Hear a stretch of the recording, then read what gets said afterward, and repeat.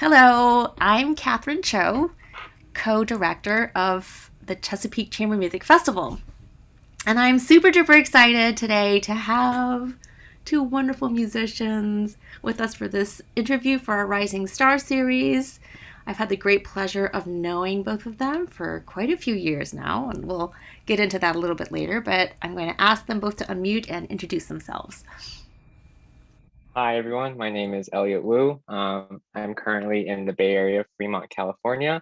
I grew up here, born and raised, and I go to school in Juilliard. I just finished my bachelor's last year, and I'm starting my first year master's at Juilliard, and it's been a wonderful time. My name is Sterling Elliott. I'm a cellist, also studying at Juilliard. And me and Elliot are in the same year at school. So I just finished my bachelor degree this spring as well. And I'm now doing my master's degree at Juilliard. And I'm currently in New York City. However, I was born and raised in Newport News, Virginia. Very cool. So I'm wondering how you chose a life in music. Could each of you tell us your personal story about how you ended up with music in your hearts and instruments in your hands? Yeah, mine is a little bit of a funny story because both my parents aren't musicians. So they weren't really musically, I guess, they didn't have music much in their lives. And then I have an older sister. She's around 5.5 years older than me. She's also a pianist. So I grew up as a baby listening to her practice every day since the day I was born. Um, and my parents would always tell me that I would sleep by her bench every day, and it was just always my nap time music. So I just being musically also like very always having music in my mind 24/7. I think that definitely influenced me. So I by the time I was five, six-ish, I asked my parents if I could learn the piano just like my sister. So she was a huge role model in my life. So that's why I started piano. Similarly to Elliot, I also grew up hearing music, even in the womb for me. So the way my story goes is my mom is a violinist and violist now, and she always wanted to have a family string quartet, and she had three kids. I'm the youngest of the three, and so my two older siblings play violin as well. And when I was in her womb, she decided I was going to be the cellist and this quartet. That was going to be her, my two siblings, and me. So she actually went out and bought a cello before I was even into this world. While I was still in her womb, she actually went out and bought the cello. So it was a go time before I was even born. But yeah, I started when I was 3 years old. She put it in my hands as soon as I could sit down in a chair. And I mean, even before that, I grew up hearing my siblings practice, and my mom also teaches violin. So I always grew up hearing her teach. So music was also always in my ear 24/7. It's fascinating to me how everyone has such a unique story about how they became connected to music. So clearly, for both of you, family was a major influence in bringing you to music. So, could you each tell us a little bit more about some of the other major influences in your musical journey, Sterling? Sure. So of course that was one major part of it. Family, and along the lines of that, just collaborative efforts when it comes to music. I think this is something that a lot of people who especially aren't professional musicians have experienced too, whether it be just playing band in middle school with your friends, or even making your own band like outside of school or something along the lines of that. Just getting to make music with your friends and just do some sort of activity even with your friends that is an artistic one or a creative process with friends, family, those who are close to you, just brings your bond that much closer together. And it's really a unique and extremely fulfilling experience. So I think that was the main motivator, kind of always for me, was just getting to collaborate with first my family when I was 3 years old, and after that my close friends, and now everyone at school and other professional musicians. And it's always such a joy to look forward to. having that next unique bond with another musician. So in a way, your musical family just continues to grow layer after layer, right? And including with Elliot. So Elliot, tell us a little bit more about your major influences. Yeah, I mean, to add on to Sterling's point, the collaboration with friends, like me and Sterling have been in a chamber group for the past 3 years, and it's always a joy just to work and collaborate with friends because we always push each other, we always inspire and motivate each other, and it's always just a wonderful time to be at school, just to really hear and feed off of each other and really inspire each other. Yeah, I think a major part is, in addition to my sister, my parents also have supported me. I'm sure Sterling could say the same, where our parents have really supported us through our musical journey, day in and day out, just maybe bringing us to our weekly lessons or our concerts or rehearsals. They're really just the foundation of our career. I think another big part of it was when I was 10, I joined Lang Lang's. He's a very well-known Chinese classical pianist. And he had this foundation called the Lang Lang International Music Foundation. And in this foundation, he has this Young Scholars Program, which I joined when I was around 13. And he was very inspiring because he was just trying to support young talent, but also making us realize how important it is to really share music with others, with the younger generation. So we did a lot of performances all over the world, just going to Germany to do some music education, some outreach there. And I think just that experience has really pushed me to really see the value and see the importance of really sharing our music as much as possible to others, because I think that itself is a universal language. We don't need to speak German, we don't need to speak any other languages, but everyone understands this musical language. And it's just like a joy just to see students' faces or other people's faces, the audience's faces, whenever we perform, because you can see how much of an impact music has for everyone. Well, Elliot, can you tell me a little bit more about that topic? So, for example, when you see faces of the people that you're playing for, right, and you call music a universal language, could you tell us more about how you feel that music is a universal language and what kinds of messages do you feel that you're giving as an artist and performer when you play music?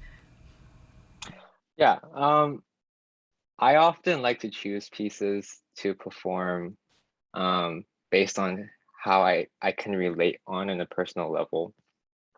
And it's always really rewarding to hear audience come up to you after a performance saying that it brought tears to their eyes, or um, it reminded them of some kind of childhood memory. And I think it really comes in line with how much emotion and how much human, I guess, humanity is in this music. Because after all these music is composed by real people. They all have experienced all these emotion and life experiences, and they put this all, funnel it all into this piece of paper. And it is our job as performers to really translate that out into this like another dimension that everyone can hear. So I think it's really special for us as musicians to really be able to translate that out to the audience, and it's a really powerful thing. I couldn't agree more. What are your thoughts about that, Sterling?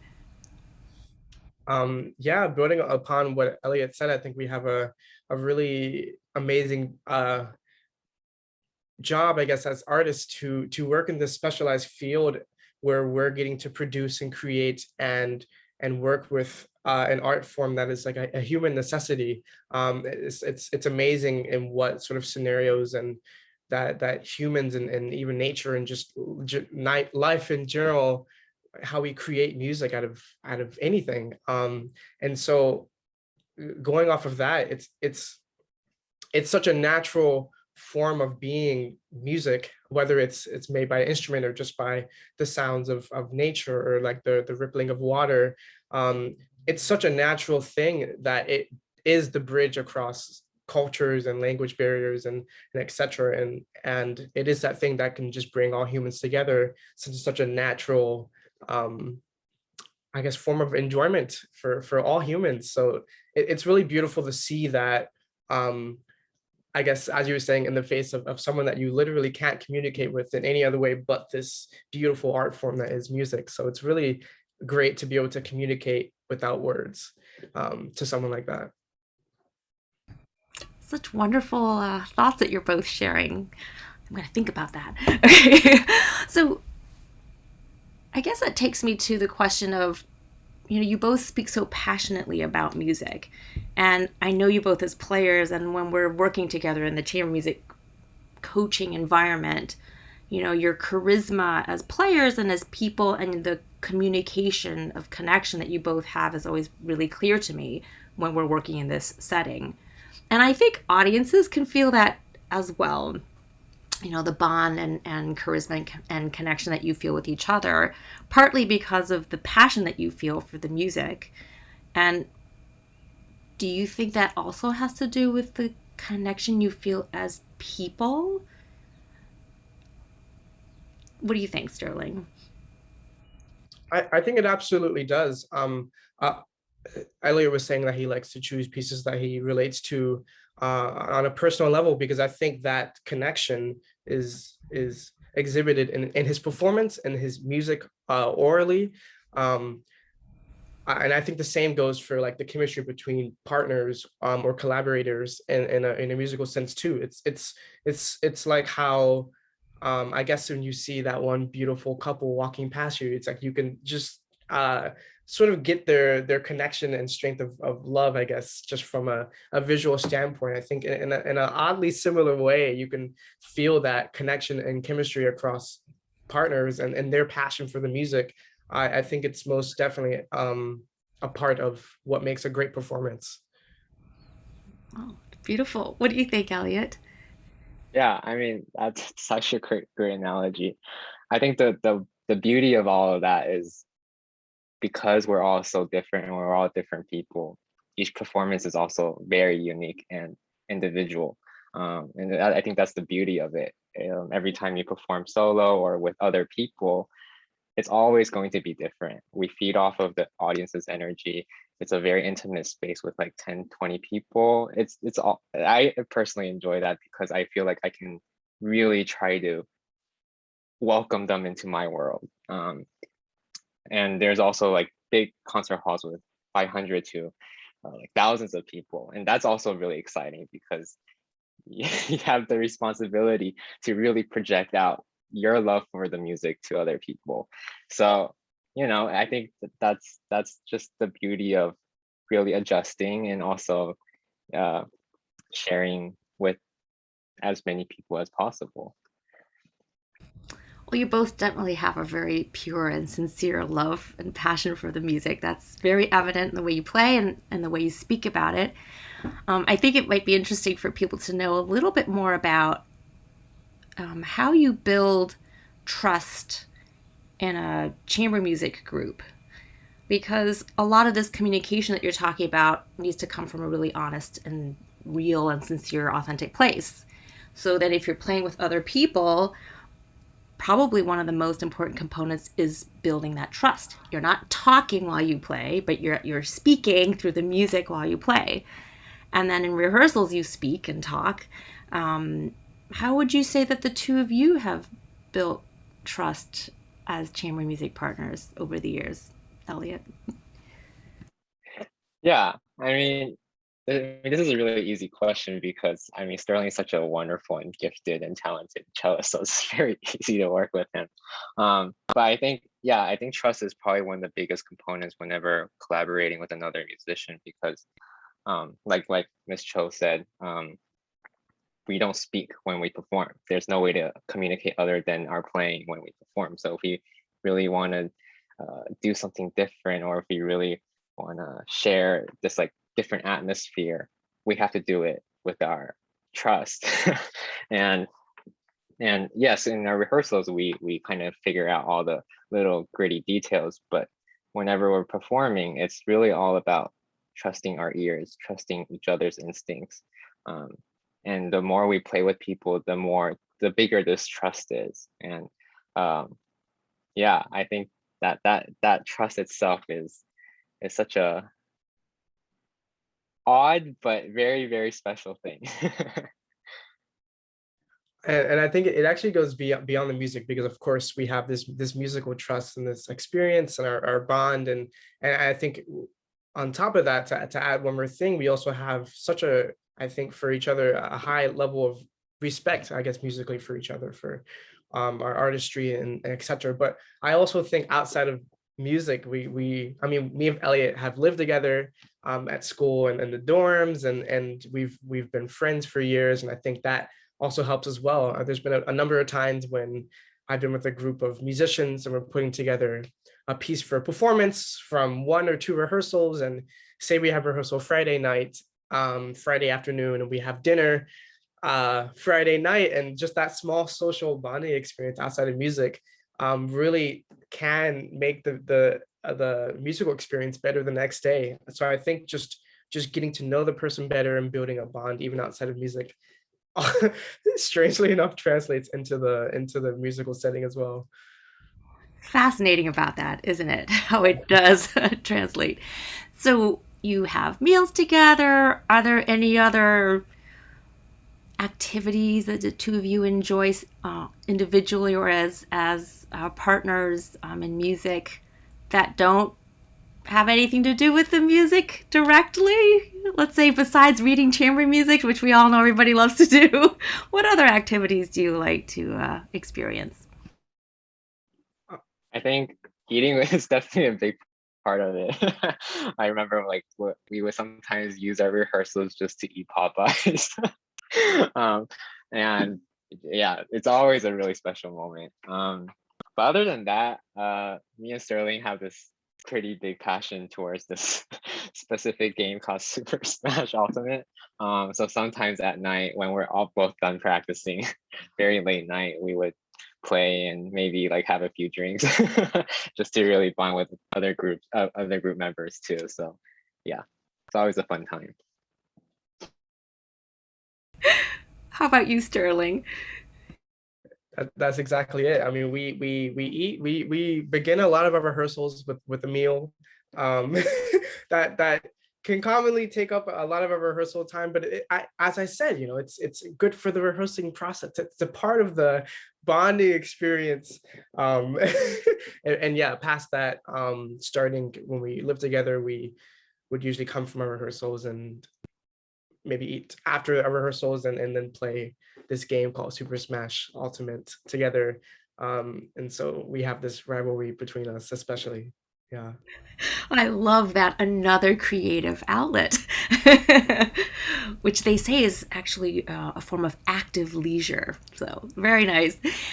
Well, you live together, you've played together. So, Sterling, what would you say is something new that Elliot brought to your life? How have you grown as a person and musician because of this friendship? Um, well, I mean, I think in terms of speaking first, I guess, musicality, Elliot has such a way of speaking his inner musicianship in rehearsals that's not only unique but extremely admirable. Every time we're discussing a phrase, I think a lot of us musicians, or at least myself, can find it difficult to say exactly what our heart is feeling about the music. It's just hard to put some of these words that sometimes doesn't even exist out into a cohesive, coherent sentence. And Elliot just seems to naturally do it in such a way that every time he says something, I'm like, yes, of course. And especially in a way that I would have never have been able to articulate and even think of, like just these super meaningful musical suggestions that he has to begin with. But he's also just an extremely kind and caring person outside of music too, to his friends, his peers, his other roommates that I've seen him live with. And so I think just it's like inspiration, I guess, in a musical sense, but also just inspiration, just in a good morality, just in a human way as well. So it's really been a beautiful friendship, I'd say. Oh, thank you for sharing that, Sterling. And how about for you, Elliot? In what way has Sterling, transformed your life? Yeah, I mean, well, we both known each other for I guess the past 4 or 5 years, and I would say like Sterling is the kind of person where he enters the room and everyone brightens up. He he's really the life of the party. But like musically speaking, I think um, it's funny. He was talking about how I can talk about my ideas, but he's the one who's really good at bringing those ideas to life and making them sound so natural and so organic.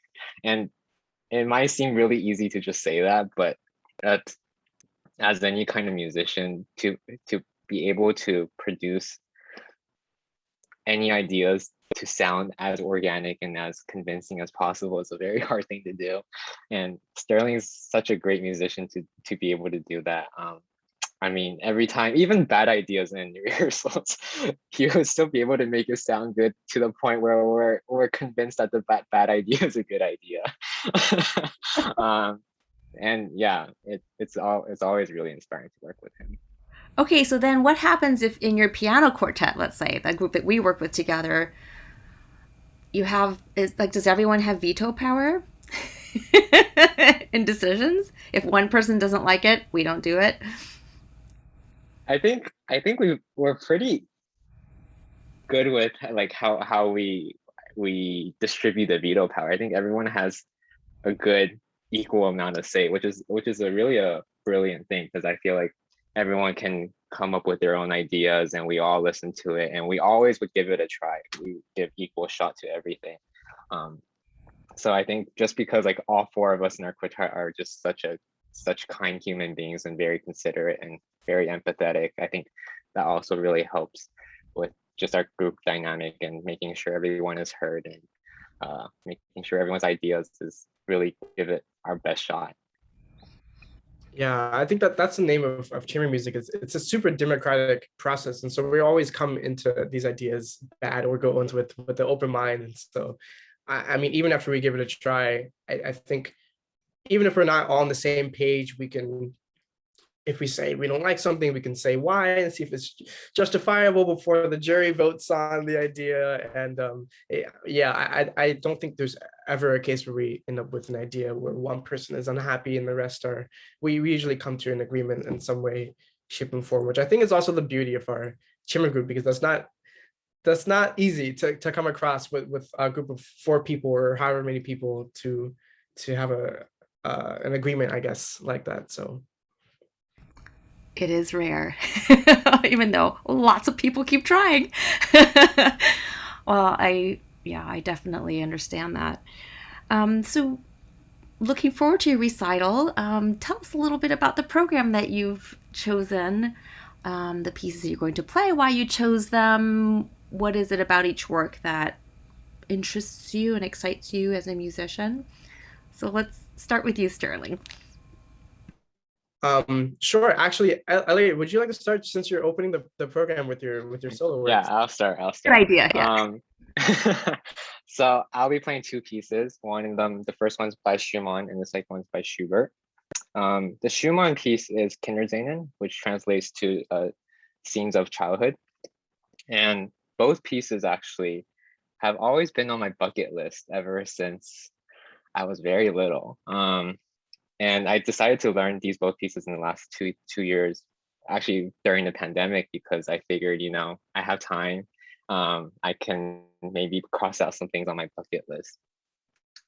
For the Schumann piece, it's the scenes of childhood. So it's basically Schumann wrote, I think 13 small movements. They're all about like 30 seconds to 2 minutes. So they're all very short, but each little movement has a story. They always tell, it's basically his interpretation of childhood. So some of them, like one of the movement titles is Pleading Child. So you can imagine just like the child tugging at like the mom saying, "Oh, can I have this?" or something.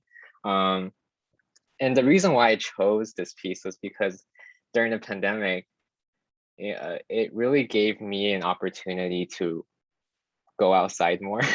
I think as musicians, we're always in a practice room and we're always constantly busy, worried about our next performances. But because of the pandemic and a lot of the performances were postponed or canceled, I forced myself to go to Central Park almost every day to walk.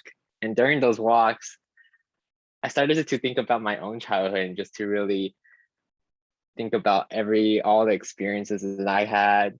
And then I thought, maybe I could relate my own experiences to this piece because it's a very, very good interpretation of childhood. It gets through all the different emotions of, of excitement and joy and melancholy and sadness. So yeah, I thought it was just because of that time I had, I thought it was going to be nice to really work on this piece to see what I could bring to the table. And then the second piece I would be playing is Schubert's Wanderer Fantasy. This piece is on my bucket list because it's probably considered one of Schubert's technically most difficult solo piano work. It's a 25-minute work, so it feels like you're running a marathon when you're playing it because it's all nonstop. I remember reading up on this, and Schubert himself said that he couldn't play it. When he finished writing it, he played it for some of his friends, and he stopped in the middle, and he said, "The devil should play this. I can't play it." So yeah, I knew it was always going to be a hard challenge to do and just to overcome. But then 2 years ago, I saw this live performance of this Korean pianist, Sang-Jin Cho, and he played this piece, and it was probably one of the most inspiring performances I've ever heard of this piece. And I was like, I might as well give it a shot. I was just so inspired. So I spent months and months trying to really conquer this piece, and I really enjoy it. It really. It's really a workout, but it's such a riveting piece to listen to. So following these pieces by Elliot, we'll have intermission. And then the first work we'll have after this will be Beethoven's Fourth Cello Sonata.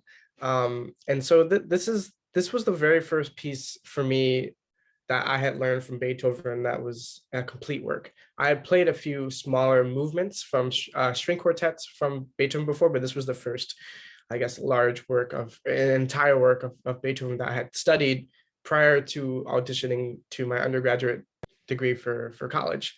And this piece, I feel like, is a great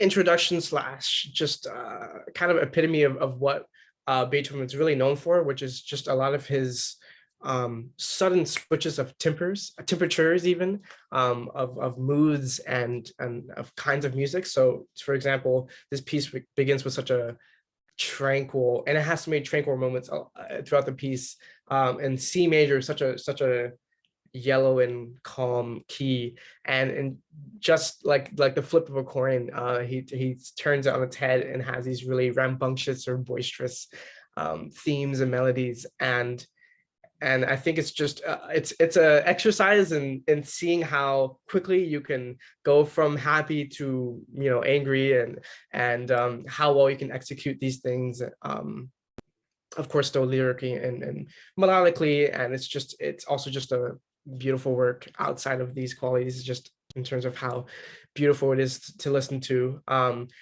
And after the Beethoven, we'll be playing Tchaikovsky's Andante Cantabile, which is actually originally in the form of a string quartet. So this comes from the second movement from Tchaikovsky's first string quartet. It's a really famous tune that I think a lot of non-musicians have probably heard in passing, or maybe in movies or TV shows. But Tchaikovsky, again, is the thing that he's known for is his excellency in writing melodies. And this is, again, the epitome of Tchaikovsky's ability to do that. So this is possibly one of the most beautiful melodies ever written. And this is an arrangement for cello, either cello and piano or cello and orchestra. Why not arrange a string quartet piece for two of the most beautiful instruments, piano and cello? So it's beautiful. What can I say? And the final work that we'll be finishing with is a completely different monster than the rest of the piece. So this final work is going to be Saint-Saens Habenes.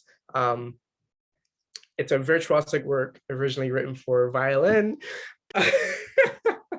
And I don't think many people in the world have heard it on cello, and they'll probably be very surprised to hear it on cello. But I just heard the piece recently when I was coming back to New York for the first time in October of 2020, after being home in the pandemic for so long. And I just had so many ambitions coming back to study at Juilliard. Juilliard was just starting in-person activities again, and I had so many ambitions of things to learn. There were no concerts still, so my plate was free in terms of what I could do, what I wanted to do, and I hadn't had intensive practice and musical study in so long, so I just had such high ambitions. And so this piece I had discovered when I woke up at 3 a.m. to catch my train to New York. I discovered it on Apple Music, and I was like, I'm gonna find a way to play this.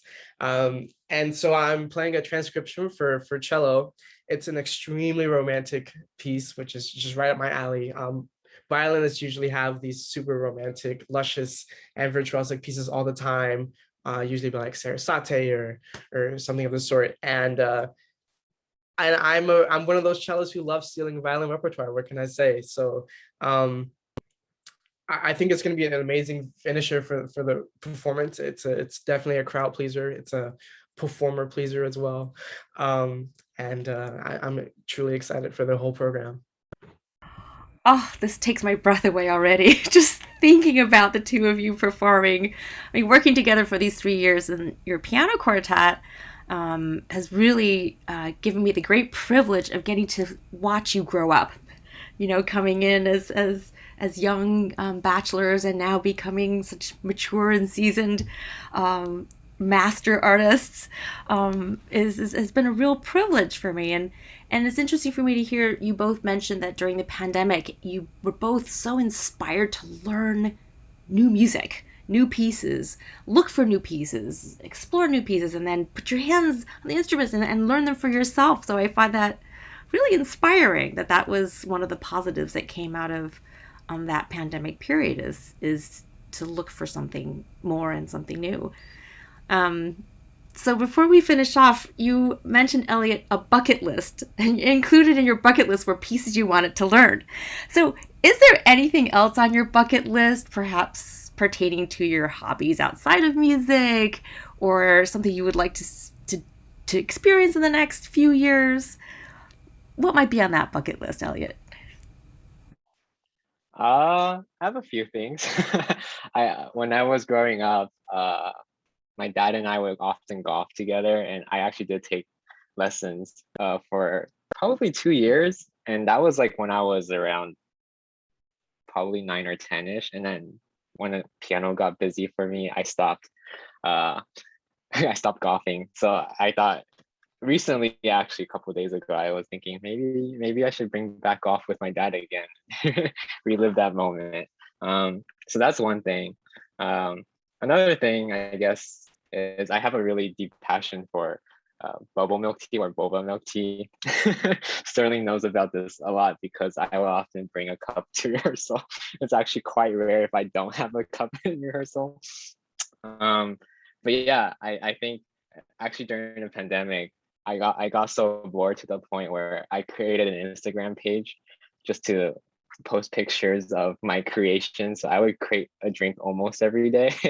And the process of it is actually quite long because just cooking the tapioca balls itself takes around 2 hours, and then coming up with drink ideas and mixing flavors. And I learned a lot of like mixology things, barista things about layering drinks, and I found that to be a really interesting and actually like one of my interests. So I think I want to continue that when I have time. Maybe create a business out of it. Yeah. Ooh, I I love boba tea. You could bring one of your creations to one of our coachings. Definitely. Love next that. next next coaching for sure. Okay. Great. Oh, and how about you, Sterling? Well, one of my massive hobbies outside of music is actually working on cars, and that's what I spent the majority of my pandemic doing.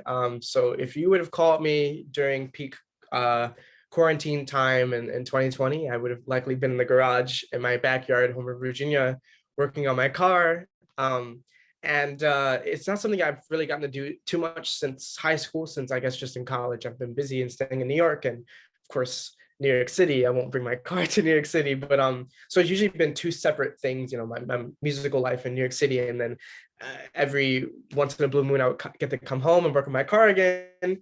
So that was one of the silver linings, I guess, of getting to stay home for so long. And one day I'll figure out how to combine this musical life here in the city with my car. Maybe I'll move to New Jersey or something. But that's always been a huge passion of mine, and I will never get rid of that. So working on a car is something I hope to be doing in my near future, as well as performing.